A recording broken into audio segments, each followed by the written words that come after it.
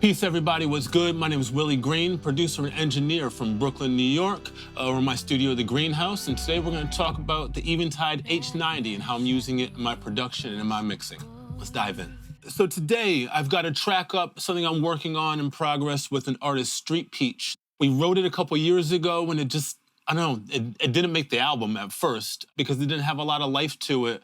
Then I got the H90 and I went back and playing with it, on vocals. I'm using it on keyboards. People think it's a guitar pedal, but I use it on pretty much everything but guitars. Well, let's look at the routing just a little bit more because right now I'm running it in dual mode. There are 4 inputs and 4 outputs on the H90. And so I can use 2 separate engines, basically. There's the A side and there's the B side. And in Cubase, I have H91. And I also have an H92 external plugin. So I can run one effect on the A side, right, and run it stereo in and out, and a completely independent effect on the B side, stereo in and out. Or, as I am prone to do, I can run them in series, so I can go A right into B. That's how I've been using it mostly today for the extra sauce. I can run them in parallel. So I can run into path 1 in inputs 1 and 2. It will go to each effect separately and then blend them back, right? So instead of, saucing one after another, we're separate saucing and then you put it back in at the end. It's like baking. You get your ingredients and you put them in at the end. You get all the dry and the wet and then you put them in. Or you can have them separate. You can have the A effect on the first 2 inputs, the B effect on the separate 2 inputs, and now you basically got 2 effects processors for the price of 1. Let's take a look at this chorus real quick from Numb.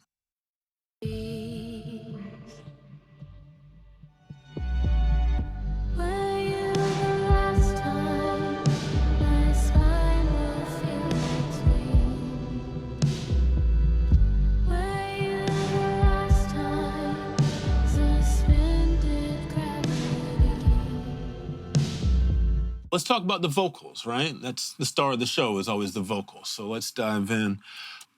I'm using it as a send effect currently. So I've got my H90 send track here. You can send out of your interface into any of the boxes in your room, like the H90, and then back in, and you can use it right in your mix.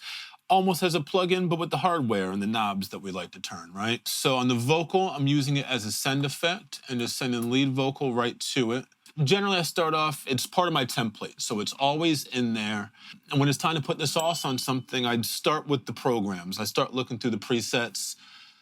You can build things up from scratch, but very brilliant people spend a lot of time making dope effects, and so I start there and then fine-tune them for what I want for my records. So we started off, we've got the PitchFuzz here, and going into a ShimmerVerb, there's a lot of different routing ways you can set things up. I have it set where the first algorithm is running into the second, we're running in series, so you get a little bit of sauce, and then you get a little bit more sauce on your sauce, and that's how we take a cool but not super lively vocal and we make it something that's very deep and compelling.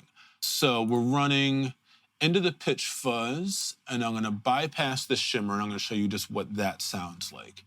Let's solo our vocal for a second. Right here. Were you the last time my spine will feel its wings? So there's already a lot going on there. The PitchFuzz, it does what it says. It's, a pitch shifter and then also a bit of a fuzz box, gets a little distortion on there. And if you know my records, I love both those things all at the same time. In this particular algorithm, you can have 3 different separate pitches. So I've got a low octave, I've got a 5th, and then I've got a high octave that I'm using different amounts of as the song carries on. Let's talk a little bit about MIDI control of the H90. That's what's kind of separating this for me from just being, this is any of my boxes in the room, for something I can automate, I can control. I send my effects out to it, but I've got a MIDI cable running in here where through the use of this MIDI track here and this MIDI controller, I can change my mix amount. I can change any of the parameters, and I can assign parameters to a certain MIDI control. So if I want to control the fuzz amount, well, that's assigned to this knob. So any MIDI controller, I can control the parameters. I can also record that to a MIDI track. So now I'm automating my outboard gear, and that's the best of both worlds. You get the great sound of the outboard gear, you get the flexibility of a plugin, basically being able to automate it all in one piece. Right there, before the vocal came in, we go from 2 voices here on our pitch amount to 3. So this is what I'm automating. So we're starting with just 1 voice. We've got our lead vocal. Drag my shadow across the floor. And then we've got that low octave that comes in there, right? Just a little magic for Street Peach's voice. Can't give away the whole bag right away, right? We got to ease into all the sauce. But as we move further into the record, and now we're getting at the end of the verse into the chorus, I want to add some more movement there. Add in that 5th that we had set up here, and so we adjust the pitch amount from 1 voice to 2 voices. We're bringing up the amount of pitch B, right? Well, if 2 voices is good, 3 voices is probably better, right? So this is my MIDI controller information. We're at this point here. That's the first octave that we added, the low octave. As I increase the amount of the pitch and that pitch amount, then we get to the second, and this is where we bring in our 5th, and then all the way open, that's bringing that high octave. So we go from here Wanted more. Were you the last time? to here. 'Cause I can't feel anything. I'm like, all right, Green, that's cool. We got some voices, we got high voices, but that's not the same sound that we heard before. Well, that's because we got to bring in our ShimmerVerb, and that takes the pitch, and now we're adding more sauce to the sauce, right? I'm a good cook, I promise. We just keep layering it on. Were you the last time? So now we're getting our cloud, now we're getting the magic. Let's hear that in context. So we start the verse. Drag my shadow across the floor. I want more. And we can have separate mix amounts for each of the different engines. So engine A can have its own mix settings, all of its own settings. Engine B also has its own settings, including its own mix. So on this MIDI lane, now we are controlling the wet amount of the ShimmerVerb.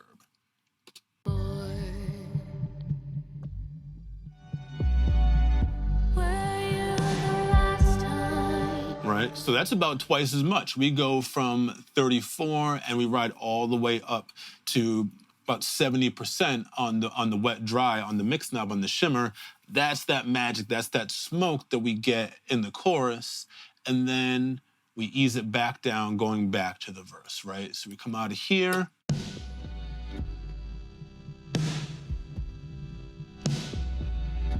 I can't feel anything. Right, so the last line of the chorus now, I can't feel anything. That's kind of, that's the kind of line, if you leave it stark, it maybe has more impact than just all the effects. We came from a very wet situation right before that. 'Cause I can't feel anything. Okay, so that's nice and wet, but we're gonna get a little emo here, so we gotta dry it out. I can't feel anything. And so that's a bit of how I address a vocal or anything where this would be a send effect. I send into it, and then it does the sound, it comes back into my session, everybody wins. But sometimes I want to use it basically on a lot of things in the mix, right? And with a plugin, all right, you open another instance, you do that. I like the idea of having a box like, this is the instrument I'm playing today, right? If you're a good session guitar player, maybe you bring your Tele, maybe you bring your Strat, that's what you're working with that day.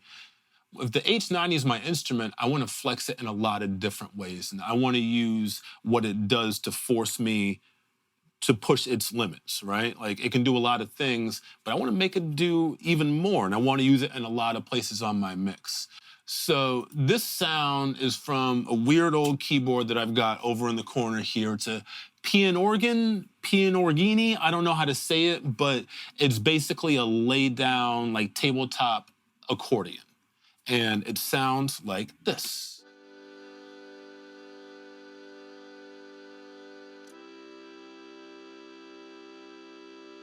Right? So it's playing the changes, and it's got like a cool sound. I like that texture. It's cool, but it's not like, hey, you put the splash on it. So this is where it comes to the H90. So now I've got the H90, which is just set up as an insert in my Cubase rig. So with this plugin here, it just sends out to the H90 and comes back in. Now I can have that on a send and use it as a send effect like we saw.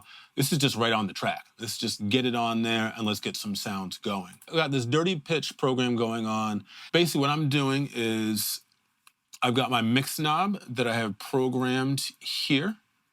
And what's here? Let's A-B. So if this is without,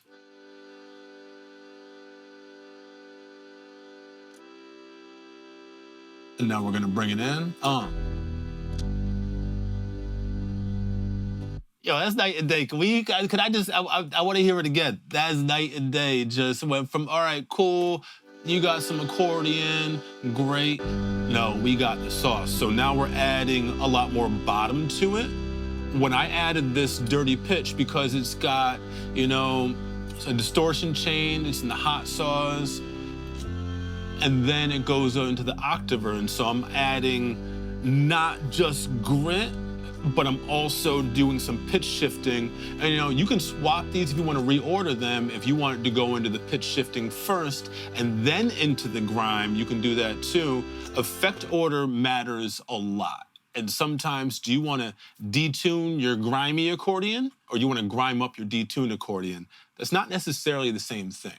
But today, we are going to detune the grime. So I'm going to bypass the pitch for a moment.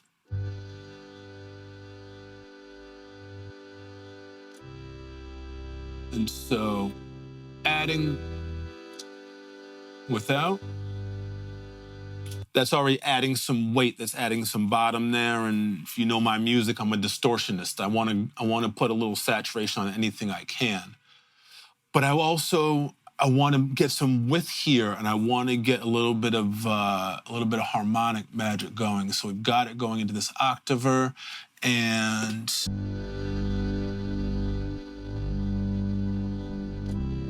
now we get this. Now maybe it's biting a little too much, so I'm going to pull the mix on my saws down just a little bit.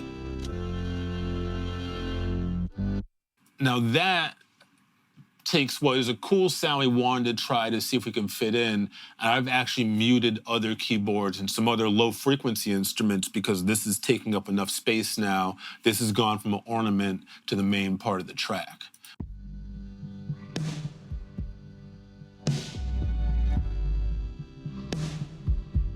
I'm gonna bypass.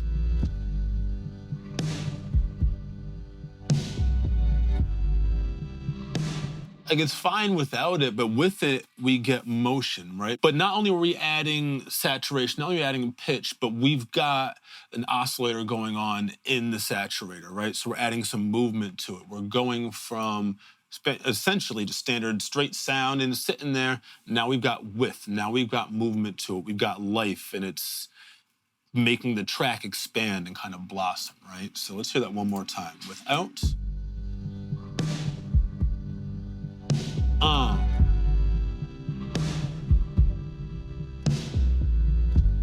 You know, so we're taking what was initially a mono sound and we're blowing that out, and we're spreading that out, and we're using up more real estate in the track. It's an ambient track.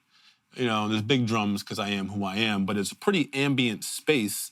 But I want to fill that space, and I want it to be a nice cushion, so when Street Peach is performing, she's not just hanging out there all by her lonesome. We're giving, you know, that's a little accordion hug. I don't know if that's a thing, but it's a thing now. This is the accordion hug record. So if I'm using it on an insert, because I want to use it on a lot of things, basically what I'll do is I'll put it on here, and then I just render the track, or I bounce in place, or whatever they call it in your DAW, where I'm basically locking in that processing, so then I can put it on another track and do something flavory over there, choose a different preset and add different sounds.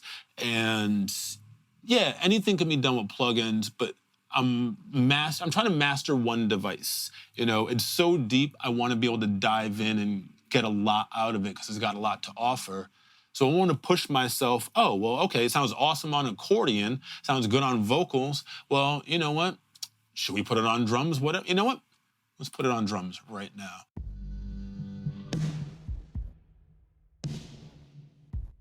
I mean, I'm not gonna lie.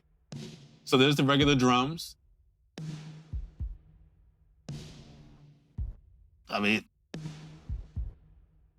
a little bit of bite on my drums, right? But what if we go, one of my favorite joints in here is the 80s Villain. This may not be the right thing for this sound, but we are gonna find out right now.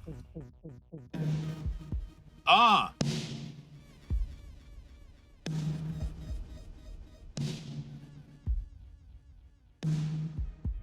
All right, let's bring that back in context.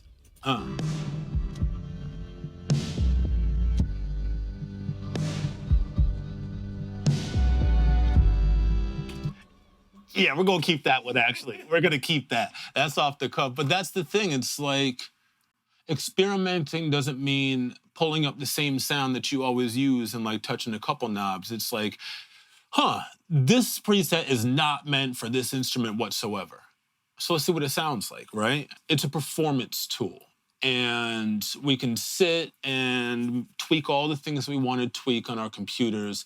At the end of the day, we're making music. And I want tools that inspire me to create, inspire me to perform. I want to reach out and turn a knob and make something cool happen, and then be able to repeat that and have that be part of my record. And so that's why the MIDI control of it matched with all the sounds that are in there, just make it super flexible and just an enormous part of my workflow on every record. It's somewhere on every record that I'm doing right now, somewhere in there. So listen deep, and when you hear the crazy sauce in there, the flavory thing, it's probably the H90. So that's a little bit of a look into my process with the Eventide H90. Again, I'm Willie Green, producer, engineer from right here in Brooklyn, New York, and generally found in my studio here, the Greenhouse. You can find me on the internet, reach out, and let me know how y'all are using your H90. I'm Willie Green, and that's what I know. Peace.